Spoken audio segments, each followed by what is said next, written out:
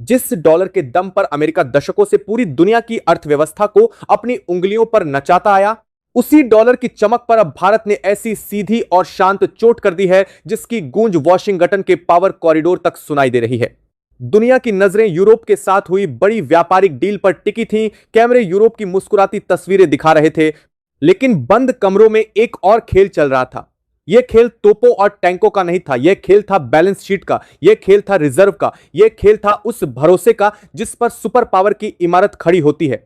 भारत ने शोर नहीं मचाया, बयान नहीं दिए, धमकी नहीं दी, बस अपने खजाने की दिशा बदल दी, और यही कदम अमेरिका की आर्थिक नस पर सीधे वार जैसा साबित हो रहा है। खबर यह है कि भारत ने अमेरिकी ट्रेजरी बॉन्ड पर अपनी निर्भरता घटानी शुरू कर दी है और उसी पैसे को ऐसी धातु में बदलना शुरू कर दिया है जो हजारों साल से ताकत का असली प्रतीक मानी जाती है, सोना। कागज से धातु की तरफ यह बदलाव सिर्फ निवेश नहीं है, यह संदेश है कि नई दिल्ली अब जोखिम को पहचान रही है और अपनी आर्थिक सुरक्षा को कागजी वादों से निकालकर ठोस संपत्ति में बदल रही है। दुनिया के बड़े फाइनेंशियल सेंटरों में इस फैसले को एक साइलेंट स्ट्रैटेजिक शिफ्ट कहा जा रहा है। जब कोई देश अमेरिकी बॉन्ड खरीदता है तो वह असल में अमेरिका को उधार देता है। सालों तक यही सिस्टम चला, डॉलर सबसे सुरक्षित माना गया, लेकिन अब तस्वीर बदल रही है। भारत ने अपने विदेशी मुद्रा भंडार का संतुलन बदलना शुरू किया है। यह कोई अचानक लिया गया फैसला नहीं है, यह महीनों की तैयारी, आंकड़ों की गहराई से जांच और भविष्य के जोखिमों को समझकर उठाया गया कदम है। जब दुनिया में भू राजनीतिक तनाव बढ़ते हैं, जब टैरिफ की धमकियां दी जाती हैं, जब व्यापार को हथियार की तरह इस्तेमाल किया जाता है, तब समझदार देश भारत ने वही किया है। आरबीआई ने अपने पोर्टफोलियो में विविधता बढ़ाई है, डॉलर की हिस्सेदारी को धीरे धीरे कम किया है और सोने की खरीद को तेज किया है। यह कदम केवल अमेरिका को संदेश देने के लिए नहीं, बल्कि अपनी मुद्रा की साख मजबूत करने के लिए भी है। सोना किसी सरकार का मोहताज नहीं होता। कोई प्रतिबंध, कोई सैंक्शन, कोई राजनीतिक बयान सोने की कीमत को कागज की तरह शून्य नहीं कर सकता। यही वजह है कि जब अनिश्चितता बढ़ती है तो केंद्रीय बैंक सोने की तरफ लौटते हैं। भारत ने भी यही रास्ता चुना है। यह कदम आम निवेशक के लिए संकेत है कि अर्थव्यवस्था केवल आंकड़ों से नहीं, भरोसे से चलती है, और भरोसा वही टिकता है जिसके पीछे ठोस संपत्ति हो। जब किसी देश के पास बड़ा गोल्ड रिजर्व होता है तो उसकी मुद्रा के पीछे एक मनोवैज्ञानिक सुरक्षा खड़ी होती है। विदेशी निवेशक यह मानते हैं कि यह देश झटकों को सह सकता है। यही कारण है कि भारत का यह कदम वैश्विक निवेशकों के लिए भी सकारात्मक संकेत की तरह देखा जा रहा है। यह केवल रिजर्व का मामला नहीं, यह आर्थिक संप्रभुता का बयान है कि भारत अपनी नीतियां अपने हितों के आधार पर तय करेगा, किसी दबाव के आधार पर नहीं। यूरोप के साथ व्यापारिक समझौते ने भारत को एक नया आत्मविश्वास दिया है। पहले व्यापार का बड़ा हिस्सा कुछ चुनिंदा बाजारों पर निर्भर था, अब विकल्प बढ़ रहे हैं। जब विकल्प बढ़ते हैं तो निर्णय लेने की ताकत भी बढ़ती है। यही ताकत अब रिजर्व मैनेजमेंट में दिखाई दे रही है। भारत ने अपने सारे अंडे एक टोकरी में रखने की नीति से दूरी बनाई है। डॉलर, यूरो, येन और सोना, सबका संतुलित मिश्रण ही भविष्य की सुरक्षा बन सकता है। यही डाइवर्सिफिकेशन है। यह शब्द भले तकनीकी लगे, लेकिन इसका मतलब सीधा है जोखिम को बांटना। अगर एक तरफ झटका लगे तो दूसरी तरफ सहारा रहे। यही कारण है कि दुनिया के कई देश अब अपने रिजर्व की संरचना पर दोबारा विचार कर रहे हैं और भारत का कदम उन्हें दिशा देता दिख रहा है। अमेरिका के लिए यह चिंता की बात इसलिए है क्योंकि उसकी ताकत का बड़ा हिस्सा डॉलर के वैश्विक प्रभुत्व से आता है। अगर बड़े देश अपने रिजर्व में डॉलर की हिस्सेदारी कम करते हैं तो यह केवल एक आर्थिक आंकड़ा नहीं रहता, यह शक्ति संतुलन में बदलाव का संकेत बन जाता है। ब्याज दरें, कर्ज की लागत, निवेश का प्रवाह, सब पर असर पड़ सकता है। भारत ने कोई युद्ध नहीं छेड़ा, कोई बयान नहीं दिया, बस अपने खजाने की रणनीति बदली और यही बदलाव सुर्खियों में है। यह कदम बताता है कि नई अर्थव्यवस्था की लड़ाई बैंकिंग सिस्टम और रिजर्व की दीवारों के अंदर लड़ी जा रही है। जो देश इसे समझ रहे हैं वही भविष्य में मजबूत खड़े दिखेंगे। आम आदमी के लिए इसका मतलब क्या है? इसका मतलब है स्थिरता की कोशिश। जब रिजर्व मजबूत होता है तो मुद्रा पर भरोसा बढ़ता है, जब भरोसा बढ़ता है तो निवेश आता है, जब निवेश आता है तो उद्योग चलते हैं, रोजगार बनते हैं और महंगाई को काबू में रखने की क्षमता बढ़ती है। यह सीधी रेखा नहीं है, लेकिन यह दिशा जरूर है। भारत का यह कदम दिखाता है कि आर्थिक फैसले केवल आज के लिए नहीं बल्कि आने वाले वर्षों के लिए लिए जाते हैं। यह लंबी दौड़ की तैयारी है। दुनिया की निगाहें अब इस बात पर हैं कि आगे यह संतुलन किस दिशा में जाता है, सोने की खरीद कितनी तेज होती है और डॉलर की हिस्सेदारी कितनी नियंत्रित रहती है।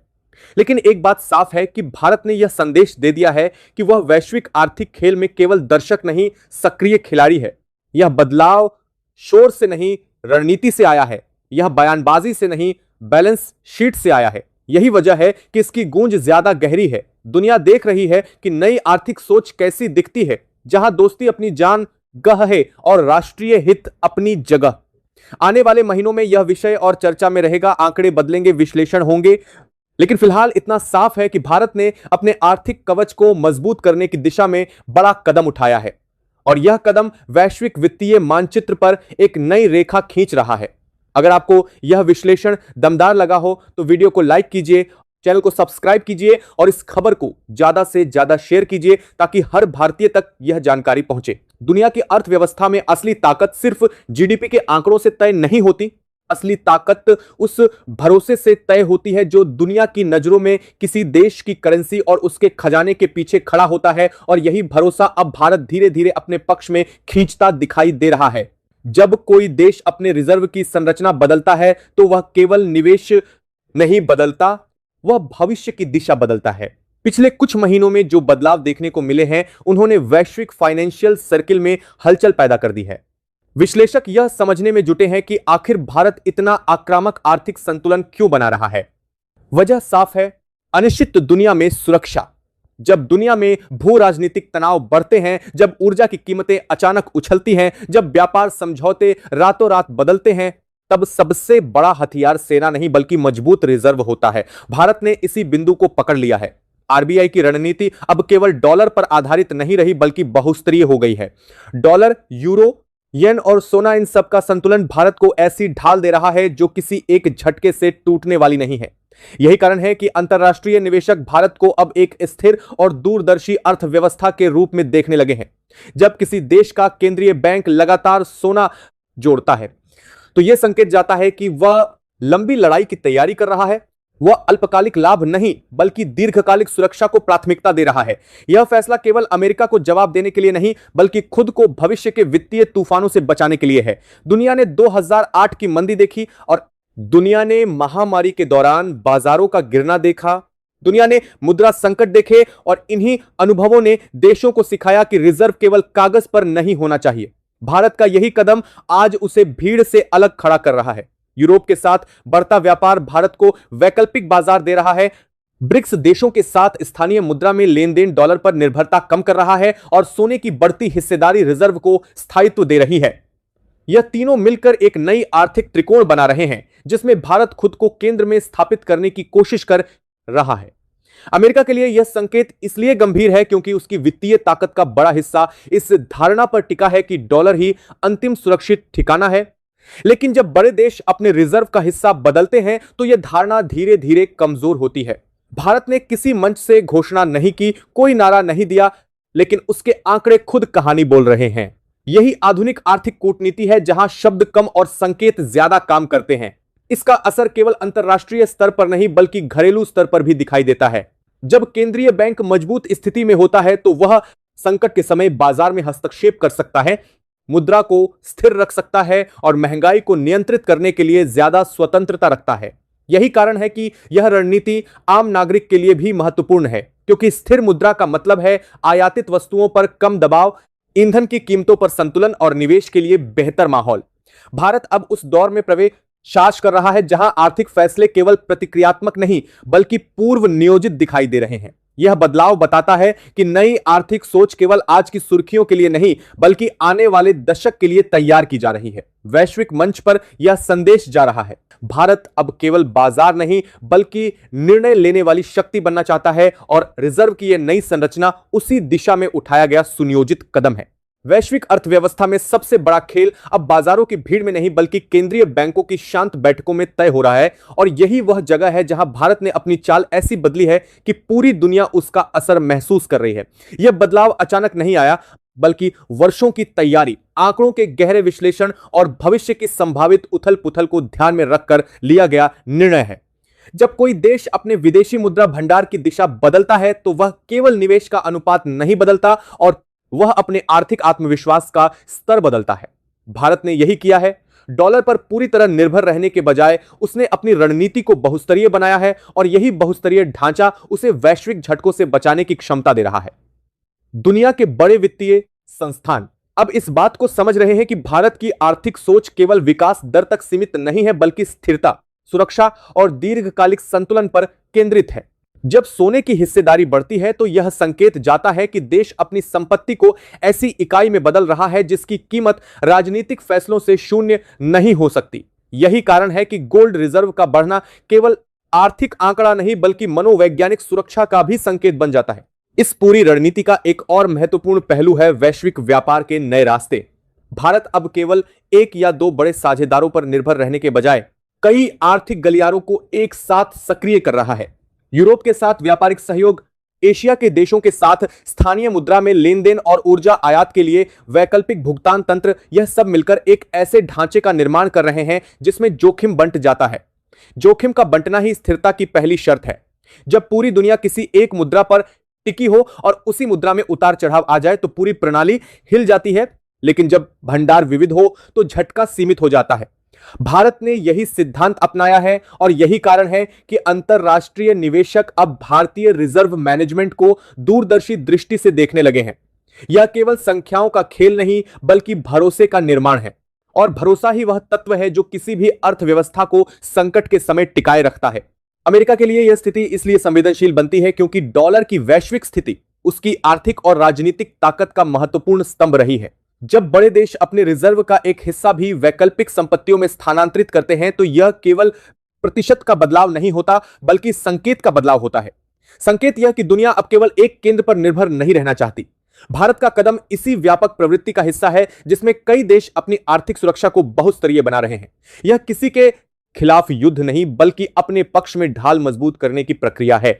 आधुनिक आर्थिक कूटनीति में यही सबसे प्रभावी तरीका माना जाता है जहां बिना किसी टकराव के अपने हितों को सुरक्षित किया जाता है, और यही प्रक्रिया अब भारत की नीति में स्पष्ट दिखाई देती है। घरेलू स्तर पर इस रणनीति का असर भी धीरे धीरे सामने आता है। मजबूत रिजर्व का अर्थ है कि केंद्रीय बैंक के पास संकट के समय हस्तक्षेप की अधिक क्षमता होती है। मुद्रा बाजार में अस्थिरता आने पर वह संतुलन बना सकता है, आयात लागत के दबाव को कम कर सकता है और निवेशकों को यह संकेत दे सकता है कि अर्थव्यवस्था के पास पर्याप्त सुरक्षा कवच मौजूद है। यह कवच उद्योगों के लिए भी महत्वपूर्ण है क्योंकि स्थिर वित्तीय वातावरण में ही दीर्घकालिक निवेश संभव होता है। जब विदेशी निवेशक यह देखते हैं कि किसी देश का रिजर्व ढांचा मजबूत और संतुलित है तो उनका विश्वास बढ़ता है, और यही विश्वास रोजगार, उत्पादन और तकनीकी विस्तार का आधार बनता है। इस प्रकार रिजर्व मैनेजमेंट केवल केंद्रीय बैंक का तकनीकी निर्णय नहीं रहता बल्कि पूरे आर्थिक ढांचे को प्रभावित करने वाला तत्व बन जाता है। दुनिया अब एक ऐसे दौर में प्रवेश कर चुकी है जहां आर्थिक शक्ति का मापदंड बदल रहा है। केवल उत्पादन या उपभोग नहीं बल्कि सुरक्षा, विविधता और रणनीतिक संतुलन भी उतने ही महत्वपूर्ण हो गए हैं। भारत का वर्तमान कदम इसी बदलते मापदंड का उदाहरण है। यह बताता है कि नई अर्थव्यवस्था में आगे वही देश बढ़ेगा जो जोखिम को पहले पहचान कर अपने संसाधनों को सही दिशा में व्यवस्थित करेगा। यह जोखिम को आज बनेगा है कि अर्थव्यवस्था में व्यवस्थित करेगा। परिवर्तन धीरे धीरे दिखाई देता है लेकिन इसका प्रभाव गहरा होता है। आने वाले वर्षों में यही संतुलन भारत को वैश्विक आर्थिक मंच पर अधिक निर्णायक भूमिका निभाने की क्षमता दे सकता है, और यही कारण है कि दुनिया की निगाहें अब केवल भारत की विकास दर पर नहीं बल्कि उसकी आर्थिक रणनीति की गहराई पर भी टिकी हुई है। अब तस्वीर केवल रिजर्व के आंकड़ों तक सीमित नहीं रही, यह सीधा वैश्विक शक्ति संतुलन की बहस में बदल चुकी है, क्योंकि जब कोई उभरती अर्थव्यवस्था अपने वित्तीय फैसलों में आत्मविश्वास दिखाती है तो उसका असर केवल बाजारों तक नहीं बल्कि कूटनीति और रणनीतिक रिश्तों तक पहुंचता है। भारत का मौजूदा रुख यही देश शक्ति संतुलन की बहस में बदल चुकी है, क्योंकि 2 साल बड़ी बदल चुकी है और 1 साल बड़ी 2 संकेत दे रहा है कि आर्थिक नीति अब प्रतिक्रियात्मक नहीं बल्कि पहल करने वाली बन चुकी है। दुनिया के कई बड़े देश अभी भी वैश्विक अस्थिरता को देखकर निर्णय लेते हैं, लेकिन भारत ने अस्थिरता आने से पहले अपनी ढाल मजबूत करनी शुरू कर दी है, और यही अंतर उसे अलग पहचान दे रहा है। केंद्रीय बैंक की सबसे बड़ी जिम्मेदारी केवल मुद्रा छापना नहीं बल्कि भरोसा छापना होती है, और भरोसा तब बनता है जब खजाने के पीछे ठोस संतुलन खड़ा हो। इसी संतुलन को मजबूत करने की दिशा में उठाए गए कदम अब अंतरराष्ट्रीय मंचों पर चर्चा का विषय बन चुके हैं। वित्तीय विश्लेषक इस बात पर जोर दे रहे हैं कि जब कोई देश अपने विदेशी मुद्रा भंडार को विविध बनाता है तो वह एक तरह से भविष्य देश और करदरा हो। अब अंतरराष्ट्रीय मंचों का बता दे कि देश अंतरराष्ट्रीय मंचों का देश में कहां है और कुछ अंतरराष्ट्रीय देश में कहां है, और 12C आदि की ताकत कोशिश के संकटों के खिलाफ बीमा तैयार करता है। यह बीमा कागज पर नहीं बल्कि वास्तविक संपत्तियों और बहुमुद्रा संरचना के रूप में होता है, जो किसी एक झटके से ढहने वाला नहीं होता। इस रणनीति का एक और पहलू है वैश्विक निवेश का मनोविज्ञान। निवेशक हमेशा उस जगह पैसा लगाना चाहते हैं जहां उन्हें दीर्घकालिक स्थिरता दिखाई दे, और स्थिरता केवल विकास दर से नहीं आती बल्कि नीति की निरंतरता और रिजर्व की मजबूती से आती है। जब किसी देश का केंद्रीय बैंक लगातार यह संकेत देता है कि वह जोखिम को पहचान कर पहले से तैयारी कर रहा है, तो निवेशकों का भरोसा स्वतः बढ़ता है। यही भरोसा शेयर बाजार में स्थिरता लाता है, उद्योगों को विस्तार का साहस देता है और विदेशी पूंजी को आकर्षित करता है। भारत की वर्तमान वित्तीय दिशा इसी भरोसे को मजबूत कर रही है। यह संदेश जा रहा है कि देश केवल उपभोग का बाजार नहीं बल्कि रणनीतिक रूप से सोचने वाली अर्थव्यवस्था भी है। यही कारण है कि वैश्विक कंपनियां अब भारत को केवल ग्राहक के रूप में नहीं बल्कि साझेदार के रूप में देखने लगी हैं। ऊर्जा सुरक्षा और आयात संतुलन भी इस पूरी तस्वीर का महत्वपूर्ण हिस्सा है। जब किसी देश की मुद्रा मजबूत स्थिति में होती है और उसके पास पर्याप्त रिजर्व होता है, तो वह अंतर्राष्ट्रीय बाजार में बेहतर शर्तों पर सौदे कर सकता है। इससे तेल और गैस जैसी जरूरी वस्तुओं की लागत पर नियंत्रण संभव होता है और महंगाई को सीमित रखने में मदद मिलती है। यह प्रभाव धीरे धीरे आम नागरिक की जेब तक पहुंचता है, क्योंकि आयातित वस्तुओं की कीमतों पर स्थिरता आती है। यही कारण है कि रिजर्व मैनेजमेंट को केवल वित्तीय तकनीक नहीं बल्कि सामाजिक स्थिरता का भी साधन माना जाता है। मजबूत रिजर्व सरकार और केंद्रीय बैंक दोनों को नीतिगत स्वतंत्रता देता है ताकि वे बाहरी दबावों के बजाय घरेलू जरूरतों के आधार पर फैसले ले सकें। वैश्विक स्तर पर यह बदलाव एक बड़े ट्रेंड का हिस्सा बनता दिख रहा है, जहां कई देश अपनी आर्थिक सुरक्षा को बहुस्तरीय बनाने की दिशा में कदम उठा रहे हैं। भारत की स्थिति इसलिए विशेष है क्योंकि उसकी अर्थव्यवस्था का आकार, जनसंख्या का पैमाना और बाजार की क्षमता उसे स्वाभाविक रूप से प्रभावशाली बनाती है। जब ऐसा देश अपने रिजर्व की दिशा बदलता है तो वह केवल अपने लिए नहीं बल्कि व्यापक आर्थिक परिदृश्य के लिए संकेत बन जाता है। यही संकेत अब अंतर्राष्ट्रीय चर्चाओं में दिखाई दे रहा है कि भविष्य की अर्थव्यवस्था केवल एक मुद्रा पर आधारित नहीं होगी बल्कि विविधता और संतुलन पर टिकेगी। यह संतुलन ही वह तत्व है जो दीर्घकालिक स्थिरता को जन्म देता है, और यही स्थिरता किसी भी देश को वैश्विक मंच पर निर्णायक भूमिका निभाने का अवसर देती है। भारत की वर्तमान आर्थिक रणनीति इसी दिशा की ओर इशारा करती है, जहां निर्णय केवल तात्कालिक लाभ के लिए नहीं बल्कि आने वाले दशक की मजबूती के लिए लिए जा रहे हैं। यह बदलाव तेज भाषणों या घोषणाओं से नहीं बल्कि शांत और निरंतर कदमों से दिखाई देता है। यही आधुनिक आर्थिक शक्ति की पहचान है, जहां प्रभाव शोर से नहीं बल्कि स्थिरता से पैदा होता है। आने वाले समय में यह संतुलित दृष्टिकोण भारत को अधिक लचीला, अधिक आत्मनिर्भर और अधिक विश्वसनीय आर्थिक भागीदार के रूप में स्थापित कर सकता है, और यही वह बिंदु है जहां से नई वैश्विक आर्थिक कहानी का अगला अध्याय शुरू होता दिख रहा है। अब सवाल यह नहीं रह गया कि भारत क्या कर रहा है, सवाल यह बन चुका है कि दुनिया भारत के इस आर्थिक आत्मविश्वास को कैसे देख रही है, क्योंकि जब कोई देश अपनी वित्तीय दिशा बदलता है तो उसका असर केवल अपने सीमित दायरे तक नहीं रहता, तो अपने देश और दायरे तक नहीं रहता, तो अपने देश के बाद आर्थिक सामिन हो गए। अब सवाल अपने देश के, भारत के, दुनिया की सामिन हो गए, और दो आर्थिक सामिन हो गए तो आर्थिक सामिन हो गए, वह वैश्विक व्यवस्था के केंद्र तक पहुंचता है। आज अंतर्राष्ट्रीय बाजारों में जो चर्चा है वह सिर्फ आंकड़ों की नहीं बल्कि उस मानसिक बदलाव की है जिसमें भारत अब रिएक्शन देने वाला देश नहीं बल्कि एक्शन लेने वाला देश बन चुका है। रिजर्व की मजबूती, सोने की बढ़ती हिस्सेदारी, बहुमुद्रा संतुलन और वैकल्पिक व्यापारिक रास्ते, यह सब मिलकर एक ऐसी आर्थिक दीवार बना रहे हैं जिसे अचानक आई कोई आंधी गिरा नहीं सकती। यही कारण है कि दुनिया के बड़े फाइनेंशियल हाउस अब भारत को केवल उभरती अर्थव्यवस्था नहीं बल्कि स्थिर और रणनीतिक शक्ति के रूप में देखने लगे हैं। यह बदलाव बताता है कि आर्थिक युद्ध अब बंदूक से नहीं बल्कि बैलेंस शीट से जीते जाते हैं, और जो देश अपने खजाने को मजबूत रखता है वही भविष्य की अनिश्चितताओं से सुरक्षित रहता है। भारत की यह रणनीति केवल आज के लाभ के लिए नहीं बल्कि आने वाले वर्षों की सुरक्षा के लिए है। जब रिजर्व विविध होता है तो मुद्रा पर भरोसा बढ़ता है, जब भरोसा बढ़ता है तो निवेश बढ़ता है। आज जब निवेश बढ़ता है तो उद्योग मजबूत होते हैं, और जब उद्योग मजबूत होते हैं तो रोजगार और विकास की रफ्तार तेज होती है। यही चक्र किसी भी देश को आर्थिक महाशक्ति की दिशा में ले जाता है। भारत अब उसी चक्र को स्थिर और नियंत्रित तरीके से आगे बढ़ाता दिखाई दे रहा है। यह केवल एक वित्तीय नीति नहीं बल्कि आर्थिक आत्मनिर्भरता का घोषणा पत्र है, जिसमें यह साफ संदेश छिपा है कि राष्ट्रीय हित सर्वोपरि है और हर निर्णय उसी कसौटी पर लिया जाएगा। दुनिया के कई देश अब इस मॉडल को ध्यान से देख रहे हैं, क्योंकि अनिश्चित समय में स्थिरता ही सबसे बड़ा हथियार बन जाती है।